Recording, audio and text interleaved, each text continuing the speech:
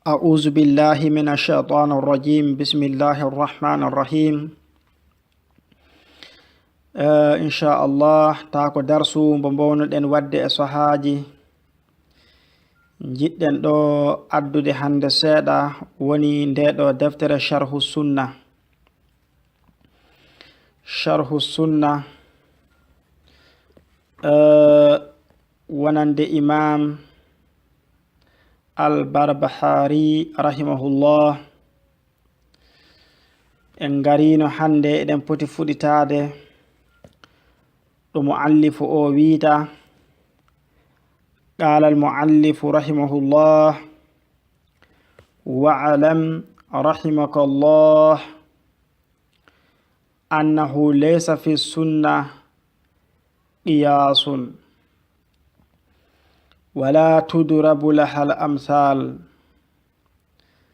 وبي كانكو مؤلف وعلم أندو رحمك الله يو الله يرمما أندو أنه كوني في ليس في السنة على السنة نلاد الله صلى الله عليه وسلم قياس على السنة a ƴettataɗo hunde aɗa qiiso wonde ko nde sunna aɗa qiiso wonde nde hunde kadi e nde moƴƴi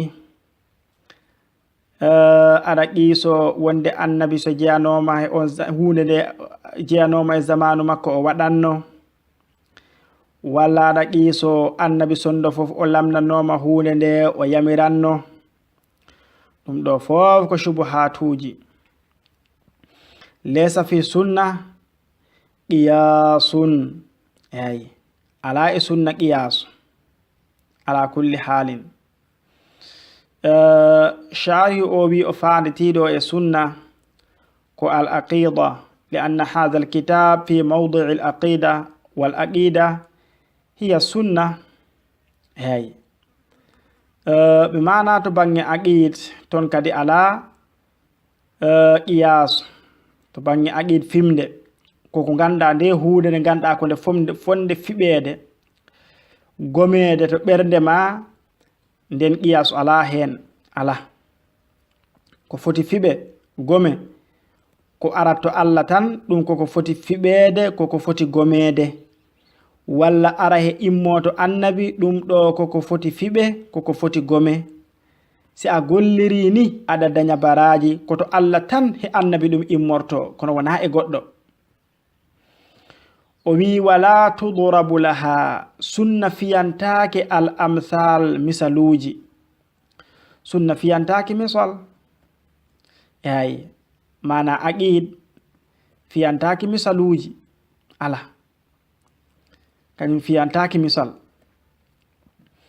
wala tuttaba'u fiha al ahwa wala tuttaba'u abbetake fiha e sunna e aqida abbetake hen al ahwa'u belade fittandu maɗa neɗɗo abbotako hen ɗum tan belami mi gomat ɗum mi fiɓa ɗum tan belami ala julɗo hati wanon julɗo yo laar ko jogi dalil ko wondi e gonga o abbo o wasa wiide ko ɗum belami selli sellani ko ɗum belami sabu hoɗum sabu ceerno kaari nan hen ceerno kaari nan hen Allah nulani ceerno kaari he maɗa de jango a lamdoytake ceerno kaari de ceerno kaari lamdoytake made ɗum kay ganda ɗum ala kulli halin kono wittan hoorema ganda ko selli gabboroɗa hunde sabu abbade hen abborade ɗum dalila celluɗo kono wona dalila sabu kaari e kaari nan hen ala ولا تتبع فيها الأهواء بل هو أتشكو وني سنة ولا بيا أتشكو وني أقيدة التصديق كو غمد التصديق كو غمدين دنغما بآثار رسول الله صلى الله عليه وسلم يبت النبي كو إقاه النبي كو إقاه إن إميه النبي ina ari par hadis ina windade ari hadis neɗɗo itti koye o hadis abbo ɗum ngoma. So hadis o haalama bila kayfin wala sharhin, ko alda e kayfa holno ɗum wawta wonirde to Allah, ko immi to Allah e ko immi to annabi, a wiita holno ɗum wawta wonirde. Te ina hawni ceerno, a yiyat hadiseje annabi kaale ɓe lamdoma ɗum holno fotta wonirde, holno ɗum faamorto. Wallahi tawa so ɓe nji'i to defte sernaɓe maɓɓe, to defte sanamuji maɓɓe ɗi, ananta toon neɗɗo ina wiya kayfa e lima holno ɗum fotta wonir, ananta. To defte sernaɓe mu'en ardiɓe mu'en ɓe toon eɓe guddi damal ngal, ɓe mbi ton kadi kala ko haala toon ƴew no mbiyeɗa yo a gomir ko immi he annabi yo a gom, ko alda e wiide kayfa ɓe mbi awa ko immi e ceerno kaari ton kadi ko yo a gom tan ko alda e kayfa. Wallahi ɗum min janguno e defte maɓɓe, defte ahlul biday en, ɗum min janguno ton de. Bila kayfa a gomat tan hata a lamdo holno ɗum fotta wonirde, hata a lamdo ko a gomat tan. Fa masalan so hadis ari wiima Allah ina jippo hay asaman jeeɗaɓijo ɗo kala tataɓal jemma cakitingal, hata wi kayfa so hadis o selli tan gom tan, hata wi ɗon aɗa wiya holno ardata nangam e nangam. Holno wata fajiri meɗen e serte fajiri ɓeya e serte fajiri ɓeya, so immima toon kana arshi o nden o yewat toon. Fa subhanallah, annabi sahaba en de lamdanoki ɗum. Kon ko wayni ɗum kaɗeɗa lamdade, ɗum kaɗeɗa wi'ede kayfa, kono kay wona ko wona ɗum.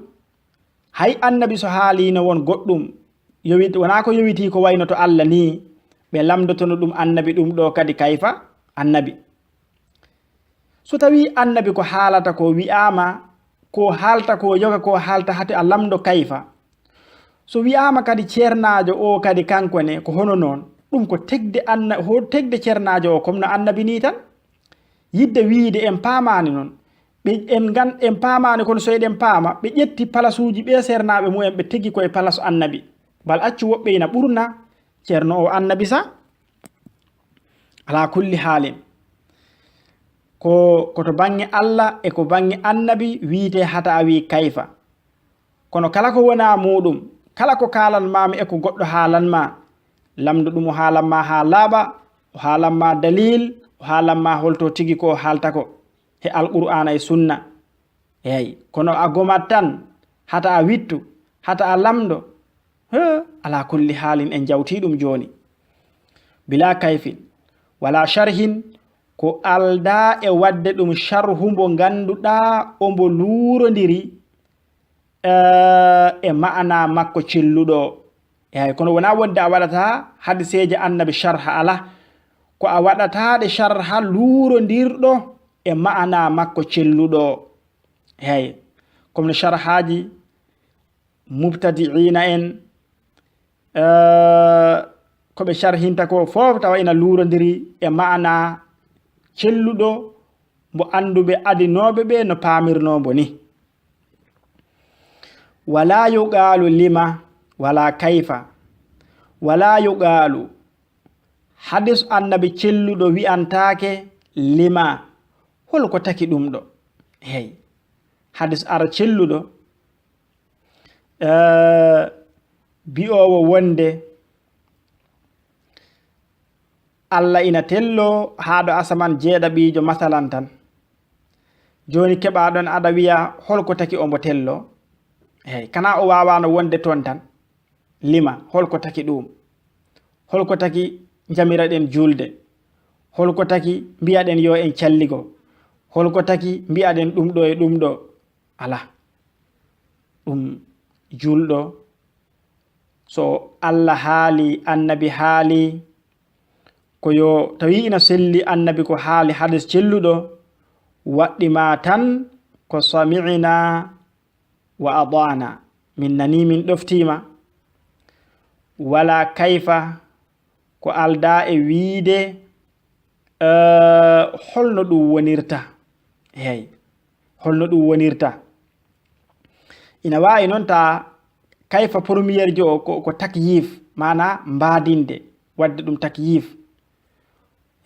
Kono fof dal ko kayfa fof ko holno ɗum fotta wonirde ala hata lamdo ɗum noon ko annabi ko o haali ko ganduɗa haqqille ma famani ɗum e ɗum diwti haqqille ma ɗo mbi'eɗa hata wi ɗum ɗo holno wonirta, holko sabu ɗum ɗo ala.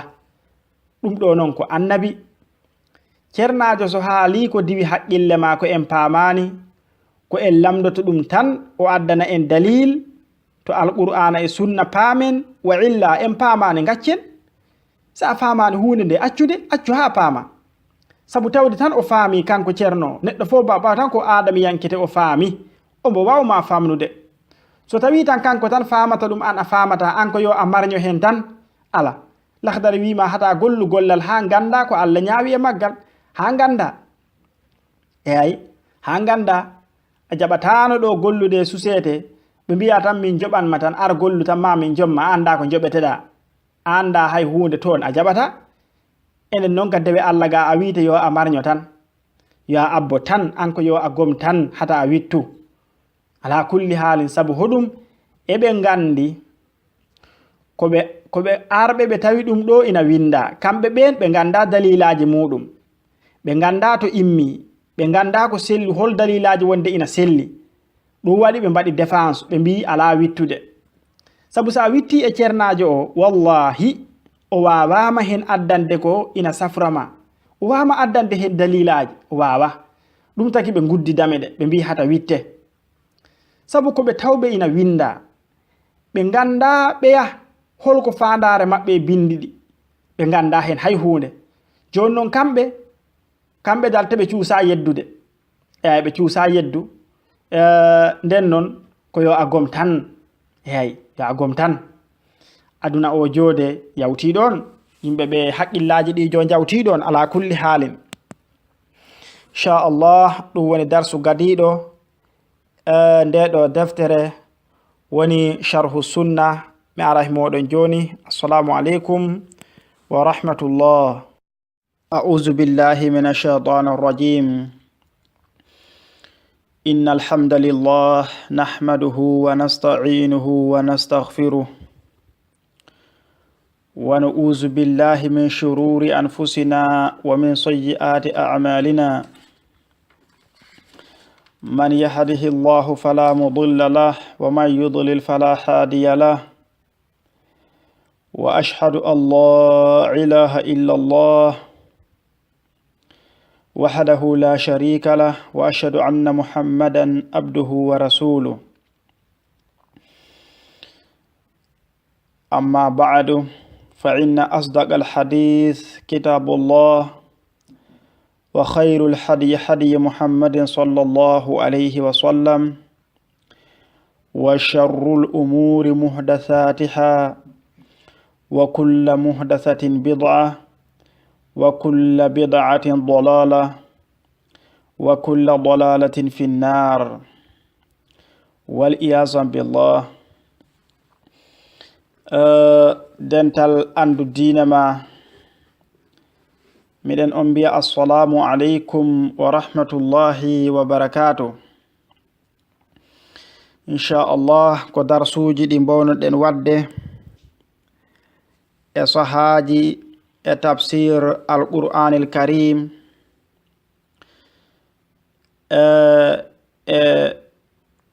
woni e hizib lees o woni hizib sabbisma rabbikal a'la. en jangino nyanden ha kaɗɗen iza zulzilatil ardu. hande eɗen poti fuɗitade suratul adiyati. suratul adiyati konde makkiyankore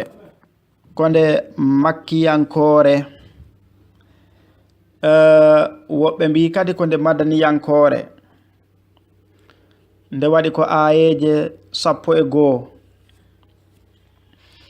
Allah wi ba'da a'udhu billahi minash shaitanir rajim wal adiyati dhabha fal muriyati qadaha fal mughirati subha fa atharna bihi naqa fa waswadna bihi jam'a. Allah ombo wondira heɗeɗo geɗe woni ombo wondira e doggol pucci so ɗi dongnama e yaade e jihadi e laawol makko. Ɗum woni ko Allah wondirta ɗo en. O wi wal adiyati, mi wodiri e gelobi walla pucci. Wal adiyati, mi wodiri e pucci dogoji e wolde e jihadi. Woɓɓe mbi ko pucci. Abdallah ibn Abbas kanko noon o wi wonde ko pucci. Kanko Abdallah ibn Abbas o wi ko pucci. Kono Ali ibn Abi Talib woni Ali ibn Abi Talib kanko o wi ko gelobi. Kanko mo ɗum firira gelobi. Kono ala kulli halin ko wi'ede ko pucci ngol ɗon ɓuri hewde ko mufassiruna en jaari. Woni wal adiyati, mi wondiri e pucci dogoji dhabha, ɗum woni e sawtinde pulki majji so iɗi doga. Pucci ɗi so ɗi eɗi doga woni deedi ɗi woni dilla, woni ko dillata ɗon ko fulkurundu, ɗum woni dhabha so ɗi cawtina pulki. Fal muriyati, mi wondiri e gelobi woni e pucci ɗi ganduɗa eɗi toƴƴa tasanɗe, woni eɗi toƴƴa eɗi kuɓɓa jayge gada ha e toƴƴugol. Mana so eɗi doga e kaaƴe ɗe jaltina peltina, ɗum woni pelte jaygol, woni kuɓɓa jaygol ni kaaƴe ɗe he kolce pucci ɗe. ɗum woni fal muriyati, mi wondiri e kuɓɓoji woni pucci kuɓɓoji jayge gada ha e toƴƴugol e kaaƴe, ɗum woni so ini joga jemma nokku ɗo ganduɗa ina waɗi kaaƴe. ɗum woni kolce ɗe ina kuɓɓa, so kolce ɗe lappodiri e kaaƴon koyen tan yaltina jayge. ɗum woni fal muriyati qadaha. Fal mughirati, mi wondiri e pucci ɗi ganduɗa eɗi mbama subha, ɗum woni subaka. Wamde ɗi woni ɗi jana e dow heferaɓe ɗi gara he maɓɓe subaka, ɗi jana e dow maɓɓe woni ighara. Fal mughirati, mi wondiri pucci ɗi ganduɗa eɗi mbama e dow heferaɓe subha, saha subaka.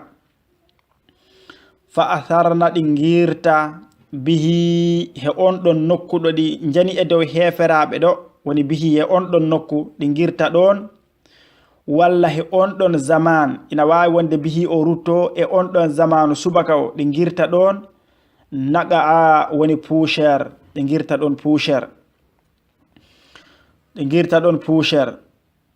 Fa waswadna, ɗi kakido woni ɗi gona hakkude bihi he on ɗon poussière jam'a e doggol. Jam'a ɗum ko façon e doggol, woni e dogde. Allah wi o wondiri he ɗeɗo geɗe.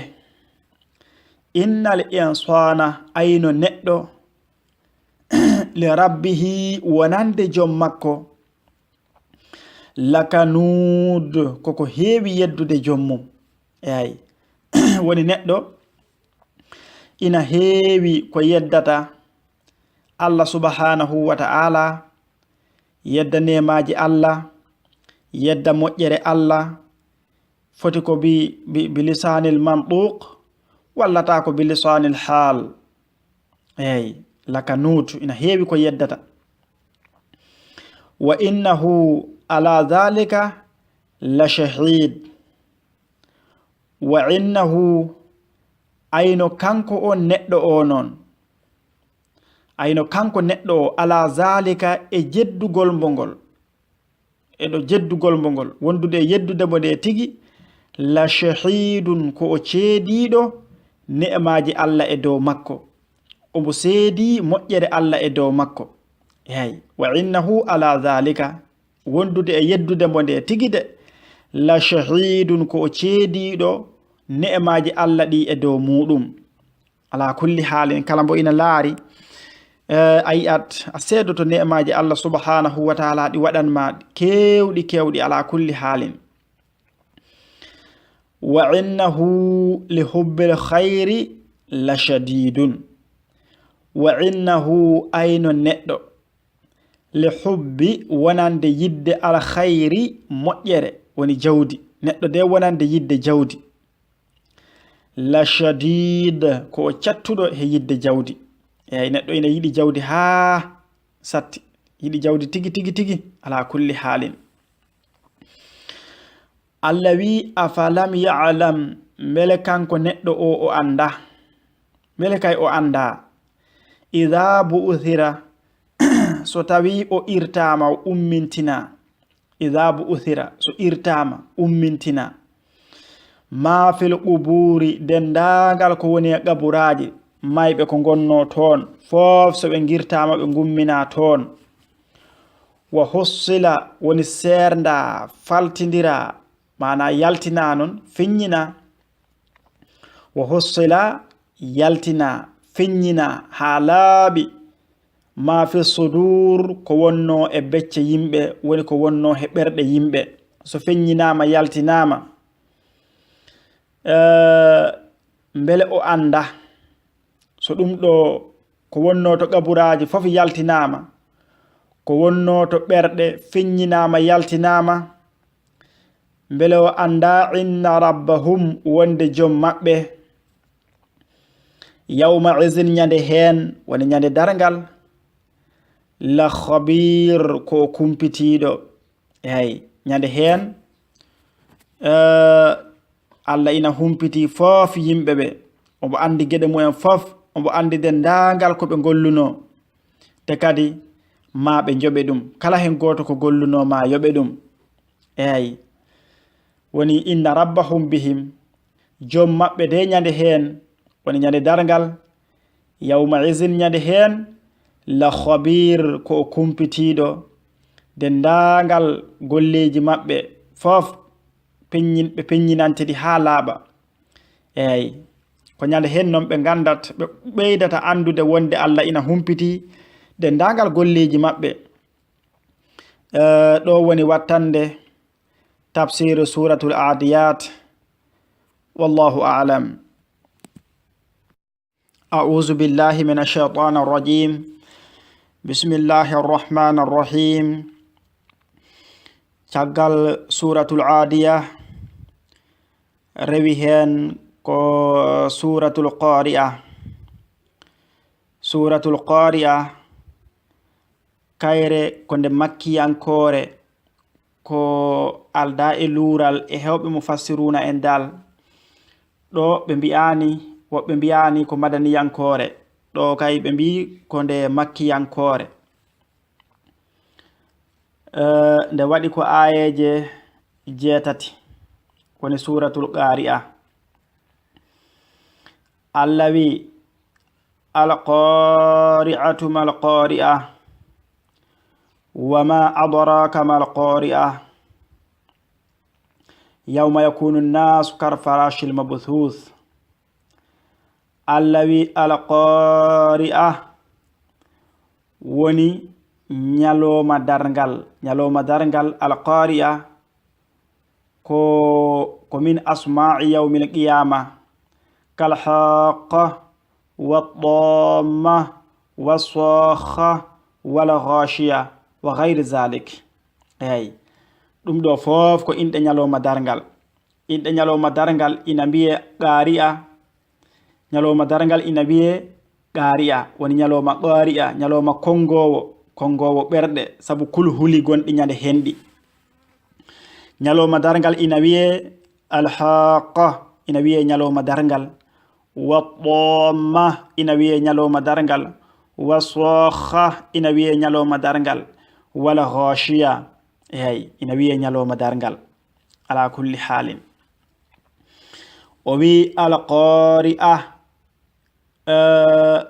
ñalowma darngal woni ñalowma kongowo ɓerɗe yimɓe o wi mal qari'a holko andintama kay oɗo ñalowma holko mal qari'a holko woni oɗo ñalowma kay mal qari'a holko woni oɗo ñalowma wama adraka holko andintama mal qari'a oɗo ñalowma holko andintama oɗo ñalowma o ñalowma yawma ko ñalowma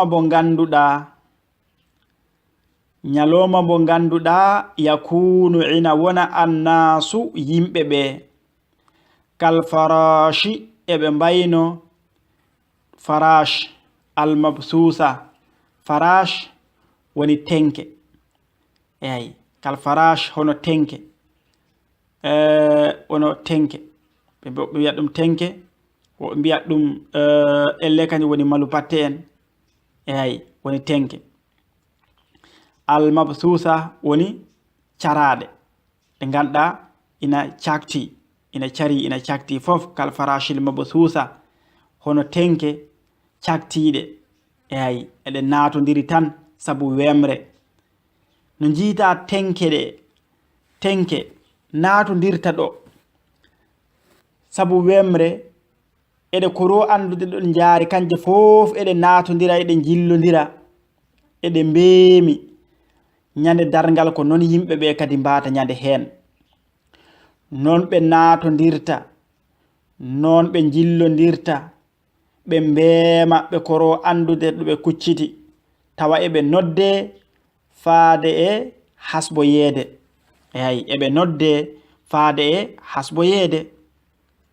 ala kulli halin kadi o nandini ɗum ñande hen o nandini yimɓe ɓe tenke no caktorto ni kamɓe ne ñalowma darngal yimɓe ɓe no caktorto heno ɓe gardatata eɓe mbeemi eɓe mbayi tan no tenke ɗe ganduɗa andi joni o okki en ɗum misal ɓay eɗen jiya tenke so caktima ɗo natodiri no mbaɗata o wi awa gande janggo ɗum ko jiruɗon ɗo yitere mon ni yimɓe ɓe janggo darngal ko non ɓe mbata e le darngal ko waɗata caɗele yo Allah newnanoy en yo yurmede makko wanjo e dow meɗen o wi watakunul jibalu kal ihnil manfush watakunu wona ñande hen woni ñande darngal wona aljibalu perle ɗe kal ihni hono teefe almanfush ɗum woni ɗe ganduɗa ko pondaɗe hono teefe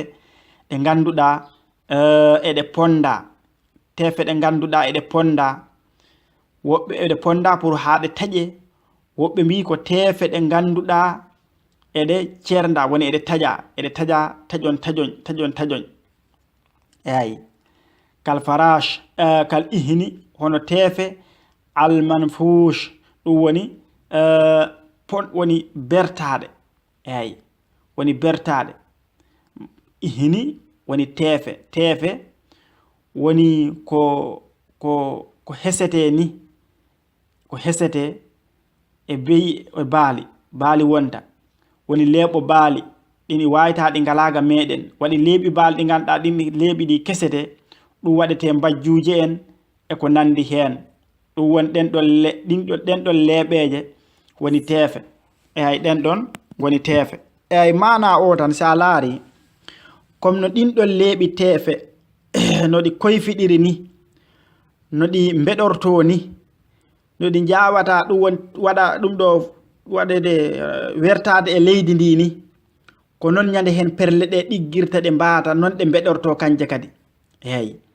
no jiita tan leeɓi teefe leeɓi tan no carorto cakto potto lelo e leydi ndi no jirata ɗum ni perle ɗe ñande hen ko non ɗe mbata woni ñande darngal non ɗe koyfitirta non ɗe mbata ha sabu diggude de haade potondira e leydi ndi de digga haade potondira e leydi ndi eyi dum woni watakunu wona aljibalu perle de kal ihni ay de mbaa de ngona de mbaa hono tefe almanfush dum woni digginaade walla biya caraade tefe caraade eyi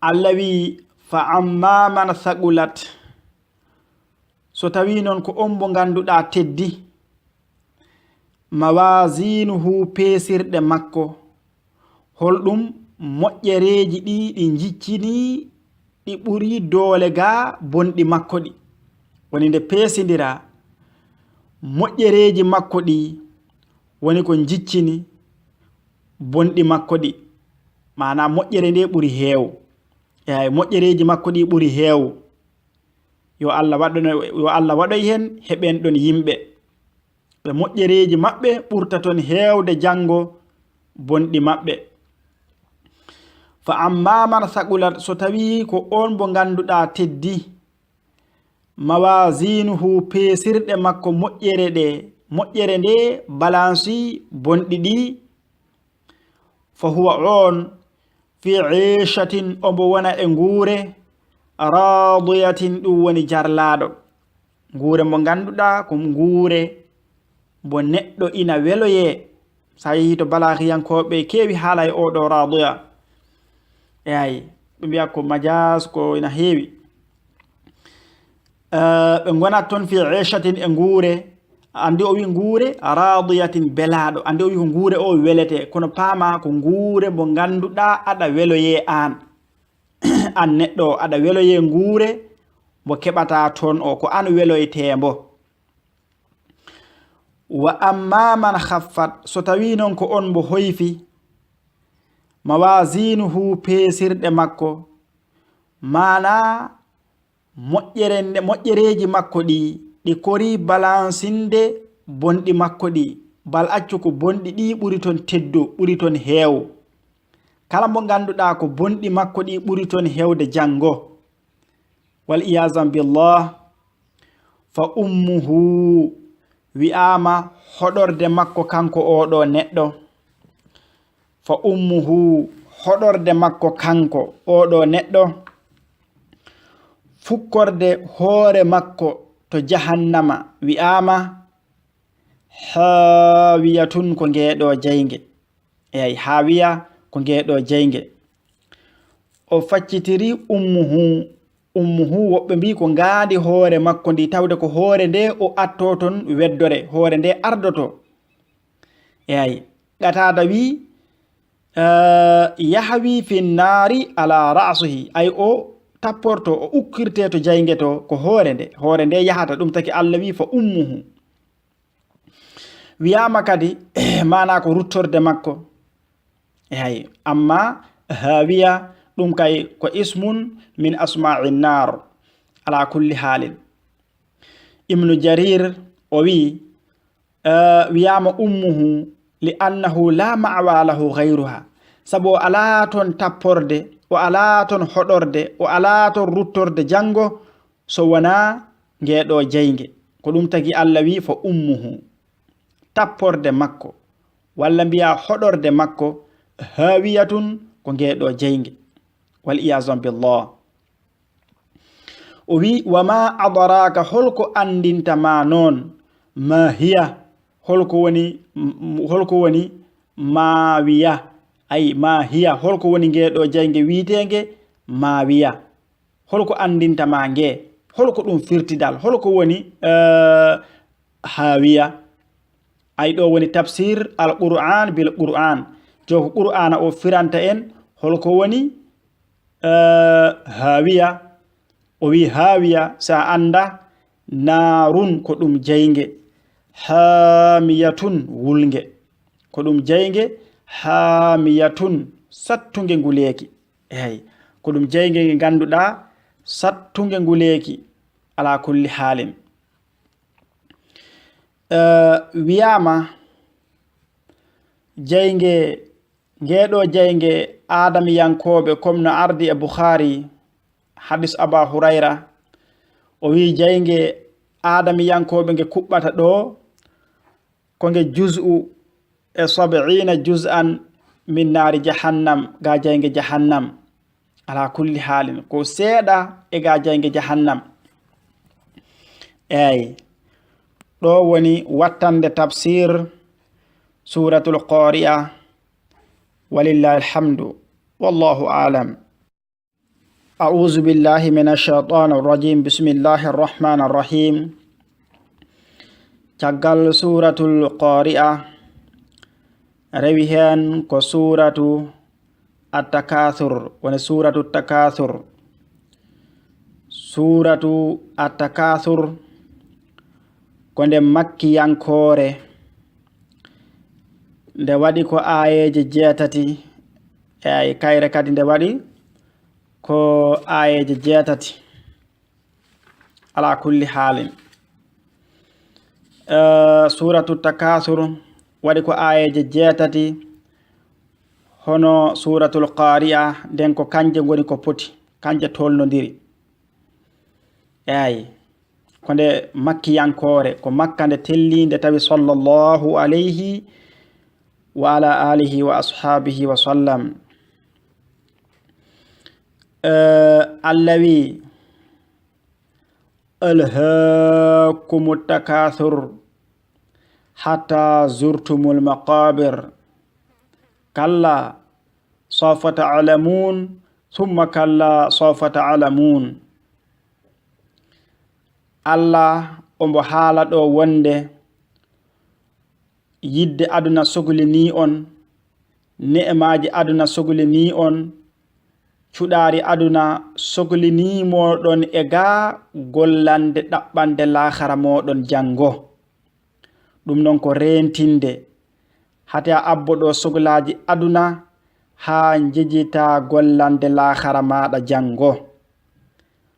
lahara ma jango sabu hay goto e men sikitaki en jahat toon. ɓay en jihi yahɓe teɗen gardi en meeɗa yiide jaaɗo gartuɗo kon en cikitaki en jahat. ala kulli halin kono so wiyama yo en gollan toon ko toon woni gurdam ɗam gasata abadan en potani heɓde hen sikki sakka.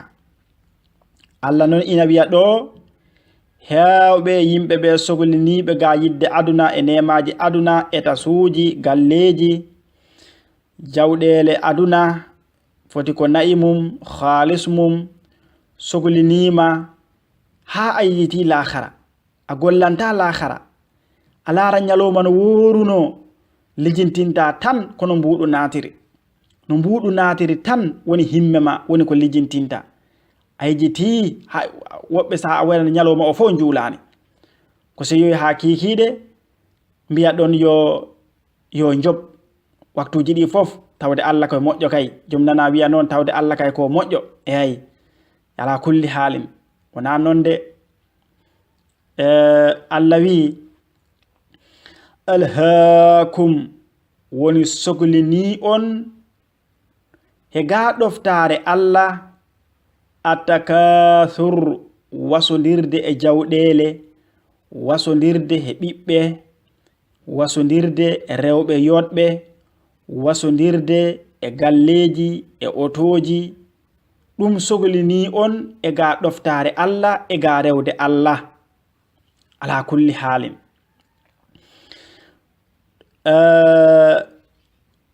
ari hen e hadis Ubay ibn Ka'b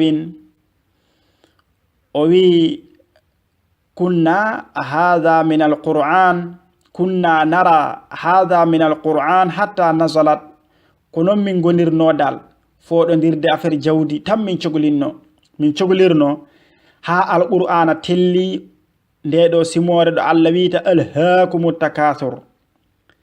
ayi law kana limni adam ha annabi wi sondo fo wodanino adam yanke waadin cangol min zahabin ga kange o soglanno kadi cangol gongol kange ala kulli halin. ari hen an Abdullah ibn Shakhir hadis Muslim o wi intahaytu ila rasulillah sallam wa huwa yaqulu alhaakumu takathur, obo janga nde ɗo simore. Wa yaqulu ibnu adam mali mali. Adam yanke ina tan wiya jawdi am ko min jiiɗum, min jiiɗi bey, min jiiɗi baali, min jii o oto, min jii mba ngesa, min jii tan. Wa hallaka, annabi wi mbele ina wodanma min malika e jawdi ma illa ma akalta, so wona fodde ko nyamɗa ko tan. Ha pari fa afanayta ngasnuɗa, ɗum tan jeyɗa. Bol ma mbo timɗa aɗa nyama aɗa wotto, bo aɗa nyama de. Sa fuɗɗi nyam, ko sa gasni booli o tan woni a hakay nden ko an tan ji, ɗum woni ko jeyɗa. Kono madama a gasnani sa aɗa wawi heddude, ay ko kedduɗa ko goɗɗo ara ƴetta. ɗo e a gasnude goɗɗo ina wawi arde ndendon ay ndeke wona an tan ji oɗo bool, koma ko nyamɗa kadi fa afnayta gasnuɗa ha gasi, ko ɗum woni ko jeyɗa. Aw labista walla ko ɓurniɗa fa abalayta dappinɗa, ɗum de woni ko jeyɗa. Hay sa ɓurni taw a rappinani wona an tan ji ɗum. Aɗa wawi ɓornade comcol seeɗa gokkirangol, boppangol goɗɗo ƴetta, ko ma tan dappinangol ha ngol rappa, ha ngol wedde, eyi ngol ko an tan jingol. Aw wallata saddaqta ko cakkuriɗa fa amdayta ngulnuɗa sadaqo, ɗum tan jeyɗa. Tawa a sakkor ha pari kadi ha yotti e juuɗe mo cakkiɗa o. Madama sa ko a baɗɗo waadu, ko a baɗɗo fodore tan mbiɗa ɗum ɗo mi sakkima ɗum kaari, walla mi anniyima ɗum mi okki kaari, madama yottaki e jungo kaari, wona an jiitawo. Ma ya ha yotto e jungo makko. Ay kala ko cakkiɗa ɗum woni ko jeyɗa. Kala ko cakkoriɗa ha yawti e jungo ma ɗum woni ko jeyɗa ɗo jungo ma, ɗum woni ko jeyɗa. Sabu ko ɗum winda e kayitaji ma jango aɗa yoɓoye. Hey, ala kulli halin. Amma dendagal ko moftuɗa, ɗum waɗi annabi ina wiya hadis goɗɗo, ma minkum illa malu warithihi ahabbu ilayhi min mali. Sabu maluka ma qaddamta wa malu warithika ma akharta. O wi ala fof e moɗon so wona mbo ganduɗa ko jawdi ndi oronete ndi o ɓuri yidde e ga jawdi makko. Ɓe mbi hono ɗum wata? O wi aha, jawdi ma koko gardinɗa ko adinde a maayi, ko ɗum woni ko jeyɗa, ko ɗum woni ko jeyɗa. Amma ko moftuɗa ko fof ko jawdi ronoɓe ma, mujarradu a maayde a pari hen ronoɓe ma ƴettata, te ko ndin ɓurɗa yidde ndi moftuɗa ndi. Eyi, ala kulli halin. Anje junna tan on jafotoɗo neɗɗo junnoto hen seeɗa tan adda hen shawahidaduji. Si a laari hay hadisu ina ari hen kadi ɗo annabi wino Aisha radiyallahu taala anha nde o hirsi dammol ngol, annabi wi yo Aisha sakkoro hen, ombo sakkoro ha heddi buhal ngal tan. Annabi wi ɗum dammol ngol holko heddi hen, o wi kangol fof ala ko heddi so wona buhal tan heddi, ko heddi ko fof mi sakkori buhal tan woni ko heddi. Annabi wi Aisha kangol fof e ngol heddi, ko ngal ɗon buhal tan woni heddaki, sabu ngal ko en nyaman ngal joni ngal gasa. Aywa, kangol fof e ngol heddi, ko sakkorako ɗum ina heddi, ko ɗum woni ko heddani en, ɗum woni ko tawoyten, ɗum woni ko tawoyten jango. Ari hen hadis Aba Hurayra, annabi ina wiya, yaqulu al-abdu mali mali wa innama maluhu, ay ko woni fa inna malahu min malihi, ko wodani maccuɗo Allah e jawdi makko ndi salasun ko geɗe tati. Ma akala fa afna, koko o nyami o gasni, aw labisa fa abala, walla o ɓorni o rappini, aw tasaddaqa fa amda, walla ko o sakkori o wulni sadago, wa ma siwa zalika fa zahibun wa tarikuhu linnasi. Rawa hadis wonanto Muslim. Kala ko wona ɗum ɗo, kala ko wona ɗeɗo geɗe tati, ko o jahowo, ko o gaccirowo, ko o mofti ko yimɓe caggal makko, tan ala kulli halin.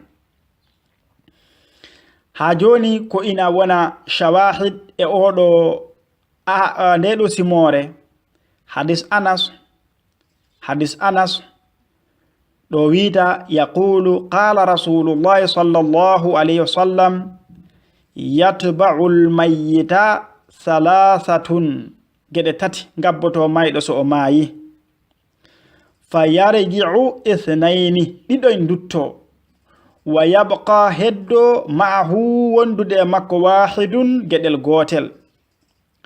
So neɗɗo maayi ina ubboye yatba'uhu abbotombo ahluhu ko reeji makko wa maluhu e jawdi makko wa amaluhu e golle makko.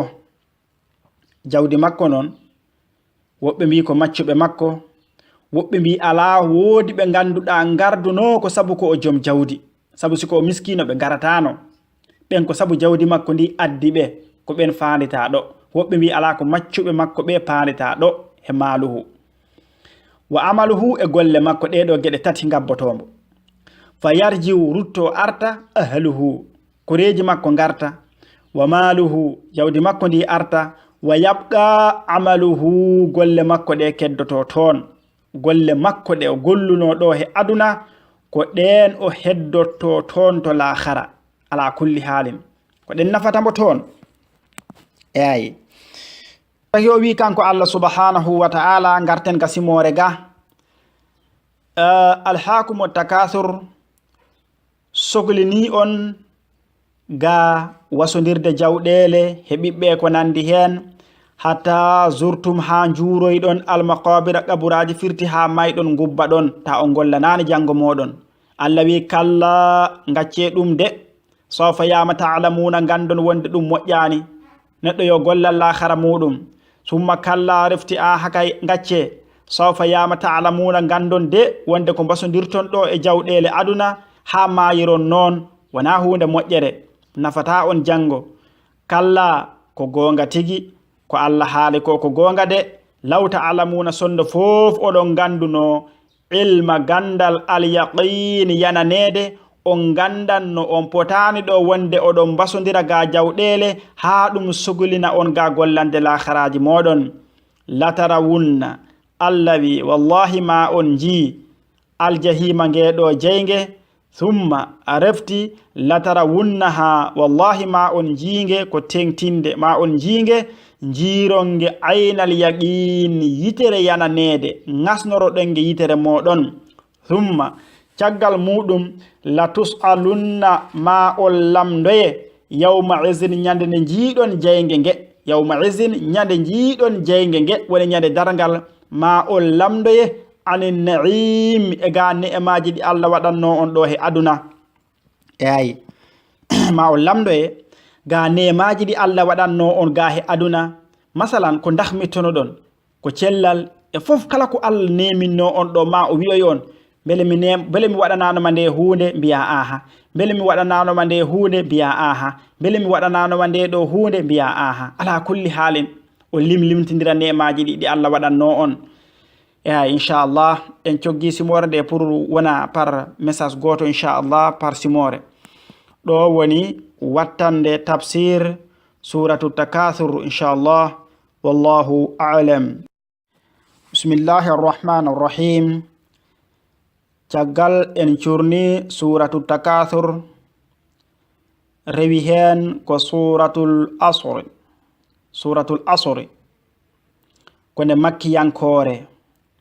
Yoga e mufassiruna en ina mbiya ko nde madaniyankore, kono ala kulli halin nde waɗi ko ayeje tati. Eyi nde waɗi ko ayeje tati.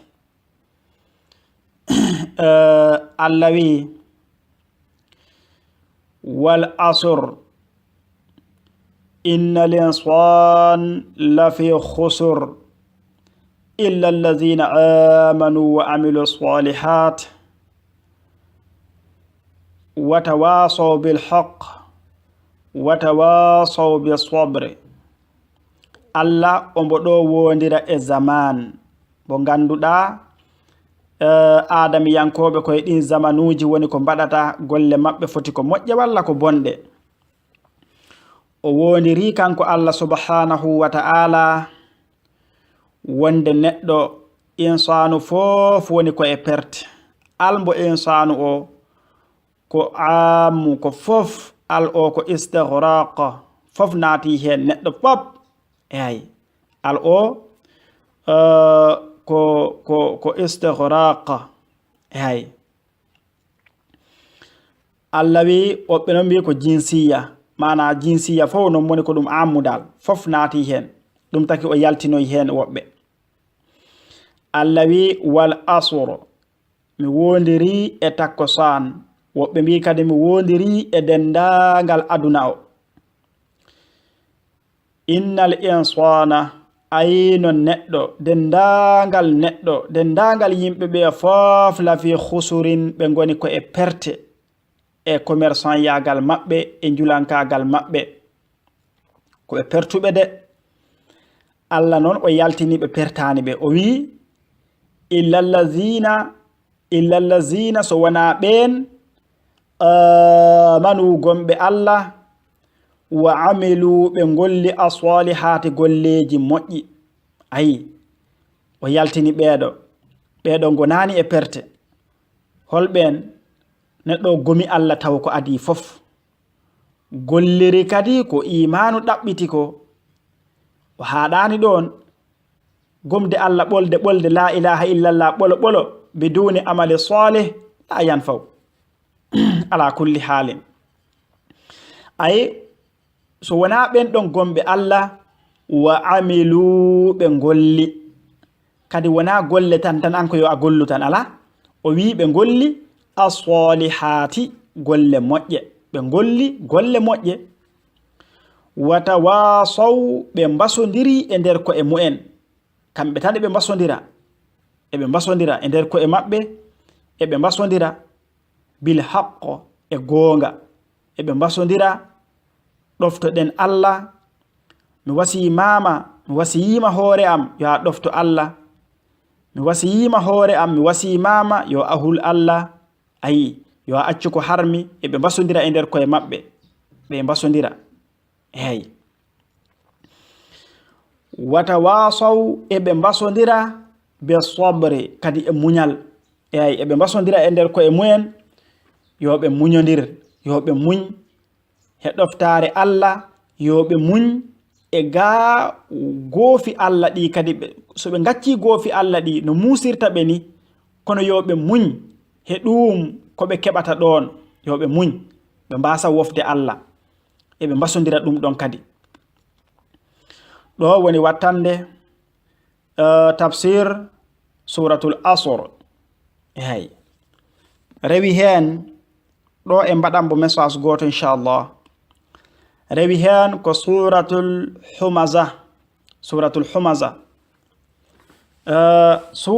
humaza woni al humazati konde makkiyankore walla woɓɓe mbi konde madaniyankore ay woni tafsir suratu woɓɓe mbaɗi noon ko wayno ibnu kathir kanko waɗi ko waylun li kulli humazati lumazatin kanko noon o wi tafsir ko suratu waylun li kulli humazatin lumaza ay konde makkiyankore nde waɗi ko ayeje jeenayi Allah wi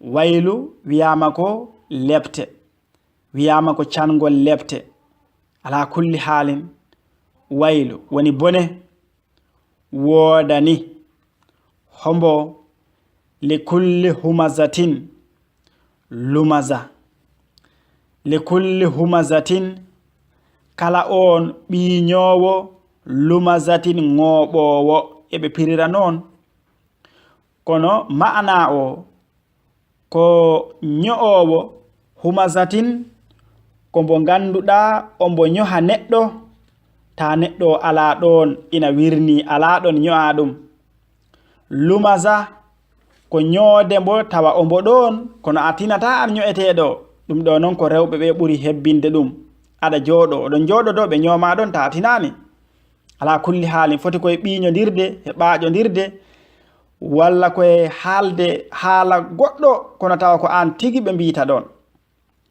Eyi ala kulli halin Allah wi waylu lebte godani kala neɗɗo baɗowo ɗum de kono yo en gaccu deke ɗum koye bakkatuji mawɗi jeeya. Eyi kon firti koko Allah yiɗa woni ɗum. sa laari Ibnu Kathir rahimahullah kanko ombo wiya alhammazu ko bil qawli wallammazu ko bil fi'li. Eyi ko aybinirde konngol he aybinirde gollal. Aybinirde gollal ko yazri bin nasi wa yantaqisu bihim ko koyna yimɓe ɓe aɗa ɓe usta. Ɗum woni aybinirde konngol. Woni aybinirde konngol ko hoynude yimɓe aɗa ɓe usta e ko nandi hen. Wiyama kadi humazatin lumazatin ko ɗo'anun mi'yaba woni kewɗo ko yuwata yimɓe, kewɗo ko aybinta. Eyi Qatada wi hamzuhu wa lamzuhu bi lisanihi wa ayni ko aybinirde ɗemgal he aybinirde yitere, ɓarnirde tan. ɗum eɗen gandi heewi, aɗa ɓarnira yitere, aɗa ɓarnira ɗemgal, ɓinje e ŋobde tan. Eyi ala kulli haalin kono ala kullin ko hunde harmude. Julɗo ina foti yaltu he mum gacca karema. Eyi sabu Allah wi ko waylu ko lebte, waylu ko cangol lebte. Holmo ngol wodani li kulli humazatin lumaza, kon ndekete ko hunde jarde rentade. Eyi allazi mbo ganduɗa jamaa o rendini maalan jawdi hewndi. Wiyama ina nyohanno annabi e julɓe ɓe ko ɓe mbiteɗo ko wayno Umayya bun Khalaf e Walid ibn Mughira e ko wona maɓɓe. Wiyama ko kamɓe mbiteɗo en. Eyi wiyama kamɓe mbiteɗo. Allah wi allazi mbo ganduɗa jamaa woni o rendini maalan jawdi wa addadahu o limtindi, woni o limtindi limi. Yahsabu ombo jikka sabu majjere makko anna maalahu wonde jawdi makko ndi, ombo sikka wonde jawdi makko ndi akhladahu sasnan mbo ɗo he aduna.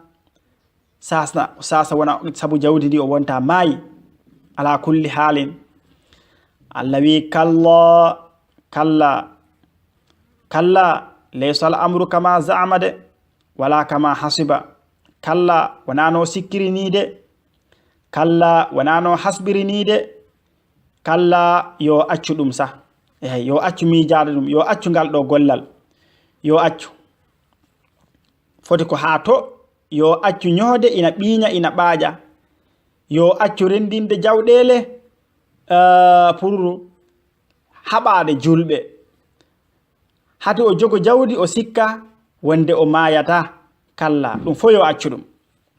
Kadi yo o andu la yumbazanna fil hudama. Eyi lam o ko muwaddatun lil qasam. La yumbazanna wallahi ma o werle o wedde fil hudama e ngeɗo jayge wiite hudama. Eyi jayge hudama ko jayge wiite noon. Ismun min asma'i nar. Eyi kono ko ɗum sifa. Allah wi wa ma adraka holko andintama mal hudama, holko woni hudama. O wi sa anda narullahi ko ɗum jayge Allah. Eyi ko ɗum jayge Allah. Almuqada woni huɓɓange. Almuqada woni huɓɓange. Allati nge ganduɗa tattali'u enge ƴelitano nge jimtana alal af'ida e ɓerɗe. Eyi kayre ko ɓerɗe diret nge doganta pour nge sunna ɓernde nde. Innaha ayno ngeɗo jayge alayhim e dow maɓɓe ɓeɗo natɓe toon wal iyasam billah mu'sadatun ɗum woni ko nge ombange. Eyi ko nge ombange. Musada ko nge ombange.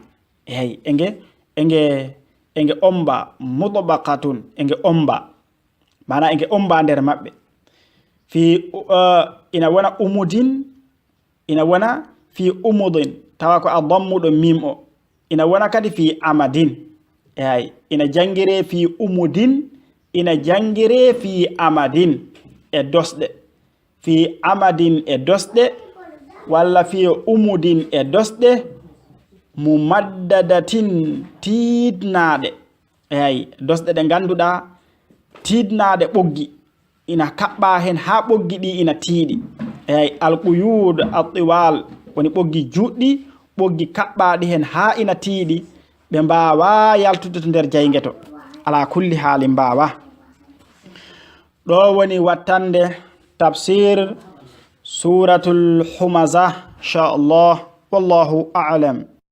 أعوذ بالله من الشيطان الرجيم بسم الله الرحمن الرحيم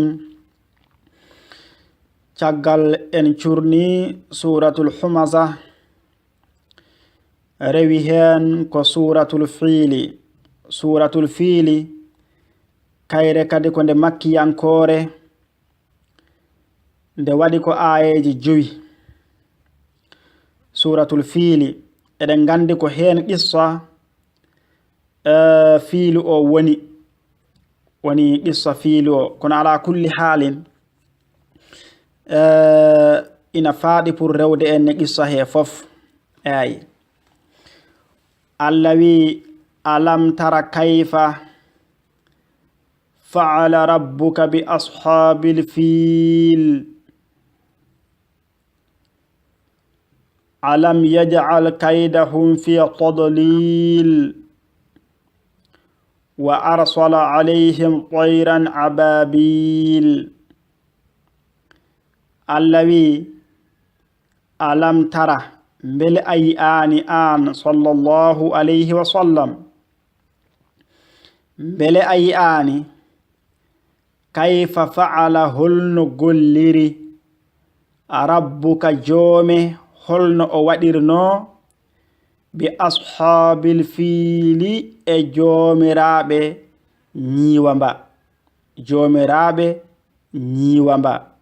nyiwamba ko mahmud fa abul abbas kunyatuhu kono sheikh al-hajj malisi rahimahullah wiratatu mimiya abul abbas kunyatuhu ombo wiaton wa fi alam tara ma yashfi suduru liman أرى له ظمأ في علم حالهم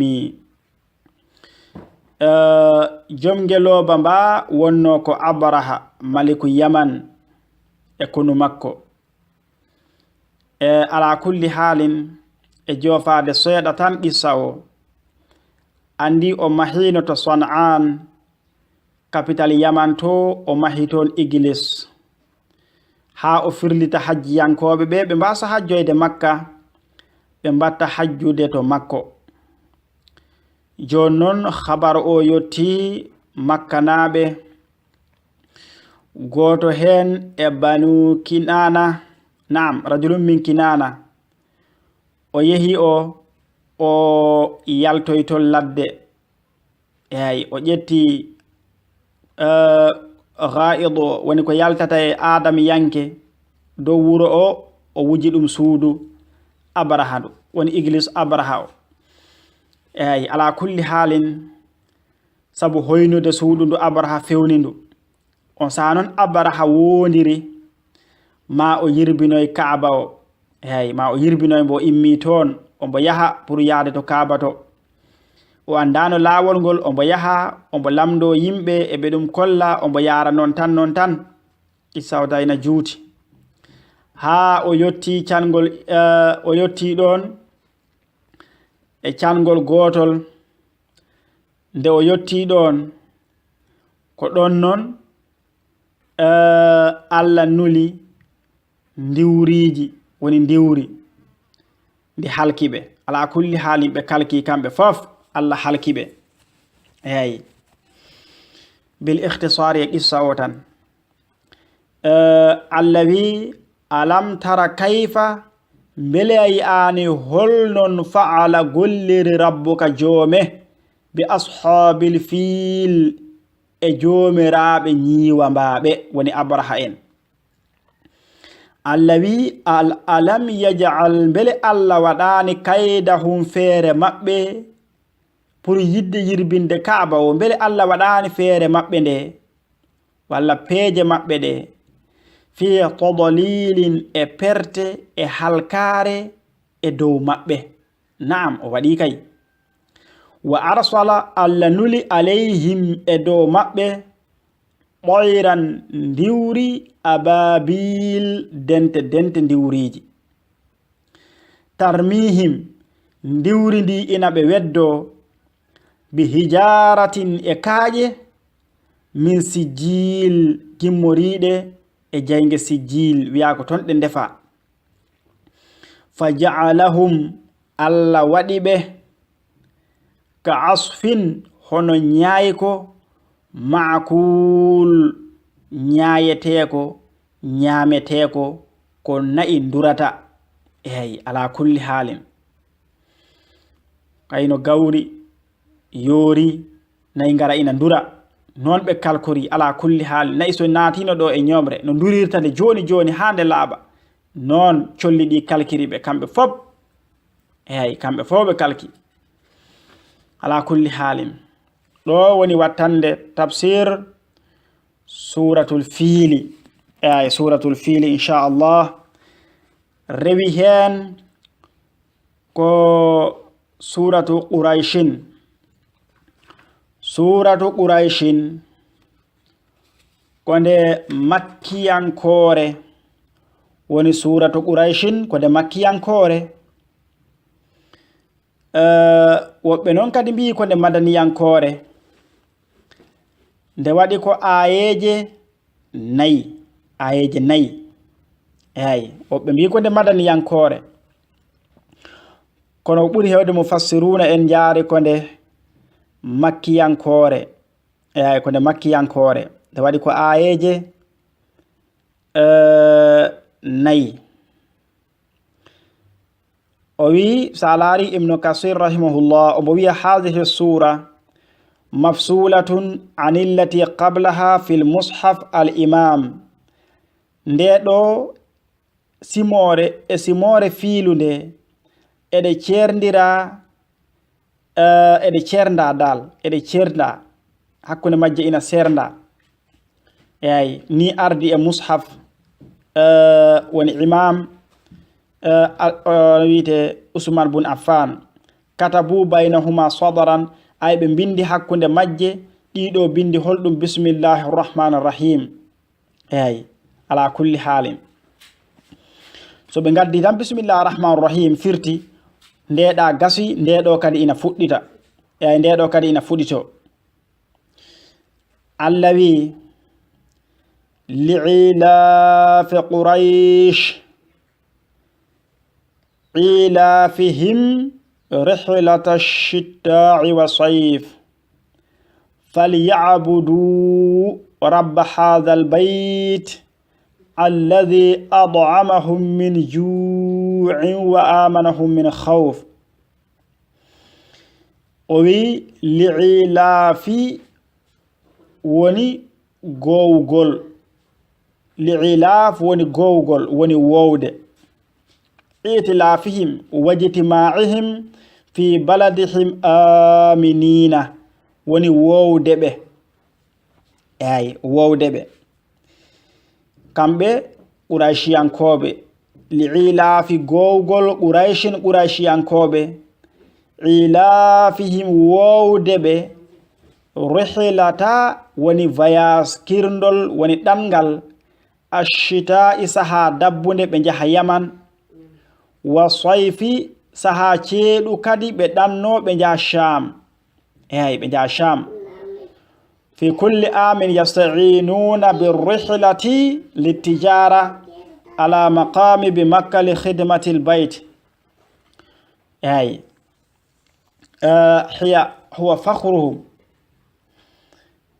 وي الله وي بيدو ون بمكة ون قريشيان كوب اكو ونا موين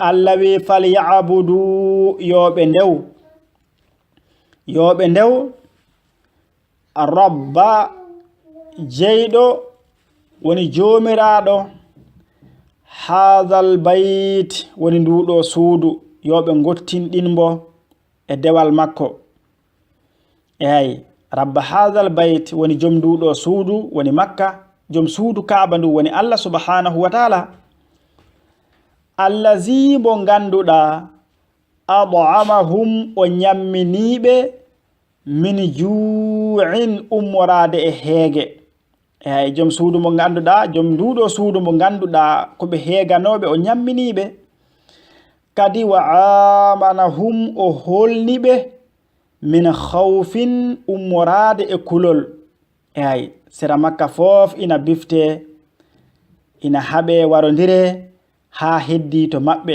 ton Allah waɗaniɓe amana eyi gila nden Allah waɗaniɓe toon ɗum woni amana woni hoolare nden non kamɓene fal yufriduhu bil ibada wahdah la sharika lahu wala ya'budu min dunihi sanaman wala nidda wala wathana ala kulli halin ولهذا من استجاب لهذا الأمر جمع الله له بين أمن الدنيا وأمن الآخرة على كل حال ومن صلبه صلبهما منه kala on bo rewi Allah gottinɗinɗa ɗum a rendinani ɗum e hay huude hay goto a rendinani e Allah a ñagoraki Allah neɗɗo mayɗo gubbaɗo gila a ƴettani o aɗa o ñagoro Allah aɗa o jokkoro Allah tawi a waɗani noon Allah ma rendinan ma hoolare aduna e lahara kono kala mo woofi ɗum noon o ɓoora ɗiɗo geɗe ɗiɗi e maɗa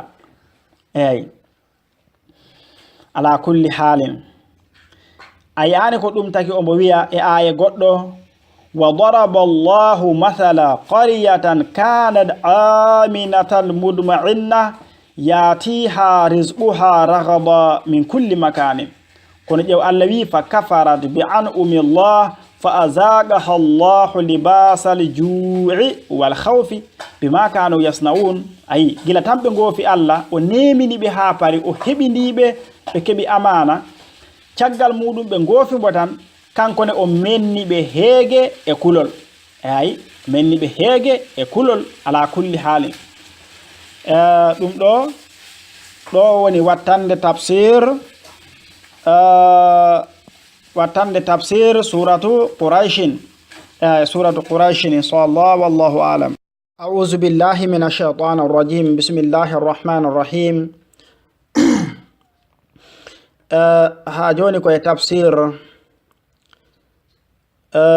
al-Qur'anil Karim gonden do caggal en curni suratu quraishin walla surata quraishin rewi hen ko suratul ma'un ko nde makkiyankore wobbe kadi ina biya ko nde madaniyankore nde wadi ko ayeje jeegom walla wobbe biya jeedidi kadi ay ayeje jeedidi ala kulli halin allawi أرأيت الذي يكذب بالدين فذلك الذي يدع اليتيم الذي أرأيت mbele ayani mbele a anda allazi on ko annon Muhammad annelaɗo Allah sallallahu alaihi wasallam mbele ayani mbele a anda allazi on bo ganduɗa yukazzibu ombo fenna bidini e nyaloma jobdiji eyi bele aɗa mbo andina walla a andambo eyi pennowo jango nyaloma dargal wonde wodani aɗa mbo andina walla a andambo wiyama simore nde telli koye Asim ni Wa'il eyi Asim ni Wa'il so a yaari kadi yaaruɓe Madina simore nde telli ɓe mbiden ko Abdallah ibn Ubay ibn Salul al munafiq eyi ala kulli halin Allah wi mbele aɗa andi on pennowo wonde nyaloma dargal wodani mbele aɗa mbo andi so tawi a andamo fazalika ko on woni bo ganduɗa fazalika on allazi woni bo ganduɗa yadu'u ombo yerƴa alyatim mana ombo duñaga alyatim he ƴettude haqqe alyatima o ombo yerƴa alyatim mana ombo ƴetta haqqe alyatima o kata alyatima haqqe muɗum wiyama ko wayno Abu Jahlin o wasiyanoma e alyatimaɓe o ari ombo lamdo ga jawɗele maɓɓe ɗe ala kulli halin wiyama ala kulli halin komo ganduɗa dal o okkata alyatima jawde mum e haqqe mum omo ƴetta jawde alyatima tan omo ñama fazalika alladhi yad'u alyatim ay alladhi yaqharu alyatima wa yadhlimuhu haqqahu wa la yud'imuhu wa la yuhsinu ilayhi o ñamminta alyatima o moƴƴanta ɗum en gandino ko woni alyatim ko mo ganduɗa bam makko ina sanki ɗo e ko o hillifte ko o woni alyatim Allah wi sa anda mo mbiɗen fazalika alladhi mo ganduɗa yadu'ul yatim ombo yerƴa alyatim ombo duñamo ombo salombo okkude haqqe makko kadi wala yahuddu o hirjinta hay goto wona hoore mum wona goɗɗo o hirjinta ala ta'ami e ñamminde almiskin miskinoɓe Allah o hirjinta hay goto yo ñammin miskinoɓe Allah te kanko kadi o ñamminta miskinoɓe Allah subhanahu wa ta'ala wiyama nazalat fi Asim ibn Wa'il aw Walid ibn Mughira allawi fawailun lil musallin kono non ko alladhina hum an salatin sahun allawi fawailun caangol lefte godani lil musallina wonande juuloɓe hoɓe allazina ɓe ganduɗa ɓe mbi ko ɓe julɓe ko ɓe juuloɓe ɓe ganduɗa hum tawa kamɓe an salatihim e ga julɗele maɓɓe ɗe sahuna ko ɓe welsindiɓe eɓe belsindi ga julɗele maɓɓe ɗe ɗum ko sifatul munafiqun eɓe belsindi eɓe ɗe nemna e ga waktuji majje eɓe nemna julɗele ɗe e ga waktuji majje ala kulli halin o wi ɗum ko sifa al munafiqun o wi sa laari ari e hadith sahih anna rasulallahi sallallahu alayhi wa sallam qala tilka salatul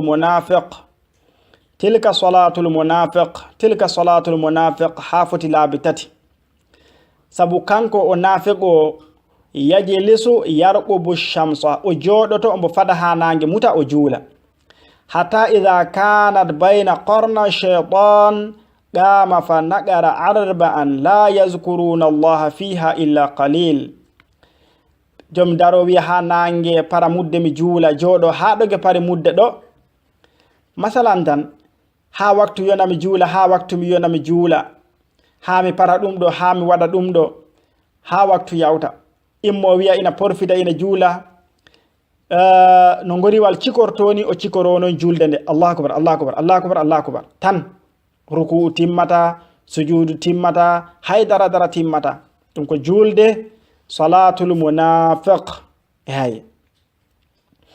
Allah non ina wiya innal munafiqin yukhadi'una Allah wa huwa yukhadi'uhum wa idha qamu ila salah qamu kusala yura'una an-nas wa la yadhkuruna Allah illa qalila o wi ala kulli halin woɓɓe hen tawa ko takkosan joɗo e futuro en mbiya ha nange mutami juula pada waktu ha waktu sanga ɓe ɗon yawta tawa ina jooɗi tan ala kulli halin immo mbiya ina juura raktak porfito ruku timmata sujudu timmata ɗum annabi wi ɗo tilka salatul munafiqin Allah wi mbiɗen o wi فويل للمصلين الذين هم عن صلاتهم صاحون ابن بلسدي اجاجول ديل مابbe allazina be ganduda hum kambe yura'una ebe kollino e juldele mabbe e golle mabbe fof ko be hollintobe e golle mabbe fof ko be hollintobe yura'un ebe kollino be gollirta be badirta be kaalirta ko ha yimbe jiya ha yimbe nana annabi ina wi al hadith man ra'a Allahu bihi wa man samma Allahu bihi kala badirdo hunde ha yo yimbe be ji Allah hollanan ma yimbe be jiya kono jango ala jobdito makko kala kalirdo ha yimbe be yo be nan tan taki kalda halirane sabu Allah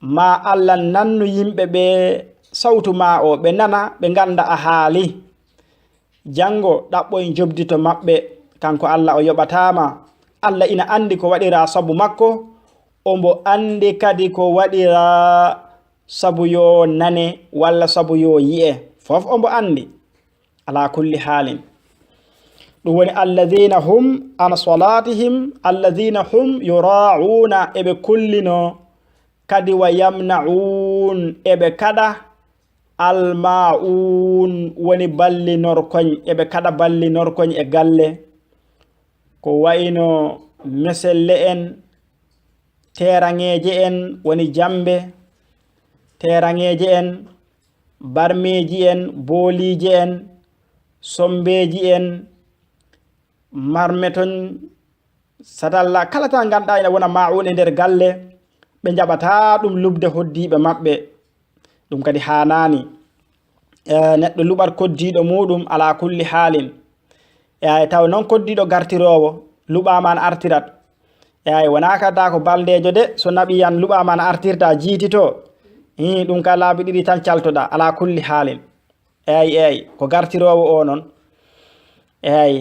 ويمنعون الماعون كمتاع البيت فإنه يشمل الأقوال كلها ترجع كلها إلى شيء واحد هو ترك معاونة بمال أو منفعة ولهذا جاء في الحديث كل معروف صدقة كل معروف صدقة فف حيث حال دكو موجي ودكو موجي يدان دكو ديدو ماكو موجي فوف ناتيهن إن شاء الله دووني آخر تفسير سورة الماعون ولله الحمد والمنة وبه التوفيق والإسمة والله أعلم. السلام عليكم ورحمة الله.